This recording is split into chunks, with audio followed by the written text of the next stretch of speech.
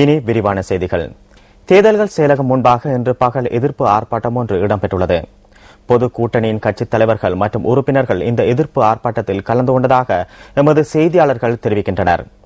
ஜனாதிபதி தேர்தலின் பொருட்டு சகல தரப்பினருக்கும் சமமான சந்தர்ப்பம் ஏற்படுத்தப்பட வேண்டும் என ஆர்ப்பாட்டத்தில் கலந்து கொண்டவர்கள் வலியுறுத்தியுள்ளனர்.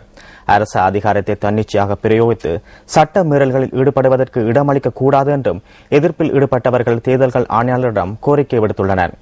நீதியை நிலைநாட்டுமாறும் பொது கூட்டணியின் கட்சித் தலைவர்கள் மற்றும் உறுப்பினர்கள் கோரிக்கைகளை முன்வைத்துள்ளனர். எதிர்ப்பு ஆர்ப்பாட்டத்தில் ஈடுபட்டவர்கள் தமது கோரிக்கைகள் அடங்கிய மகஜர் ஒன்றை தேர்தல்கள் ஆணையாளரிடம் கையளிப்பதற்கு முயற்சித்த போதிலும் அந்த சந்தர்ப்பத்தில் தேர்தல்கள் ஆணையாளர் தமது அலுவலகத்தில் இருக்கவில்லை என செய்தியாளர்கள் குறிப்பிடுகின்றனர். இதன் பின்னர் மேலதிக தேர்தல்கள் ஆணையாளர் யு அமரதாசவிடம் மகஜர் ஒன்றும் கையளிக்கப்பட்டுள்ளது. இது தொடர்பாக மேலதிக தேர்தல்கள் ஆணையாளர் யு அமரதாசவிடம் நியூஸ் பஸ் வினவிய போது தேர்தல்கள் ஆணையாளர் அலுவலகத்திற்கு வருகை தந்தும் மகஜரை அவரிடம் கையளிப்பதாக கூறினார்.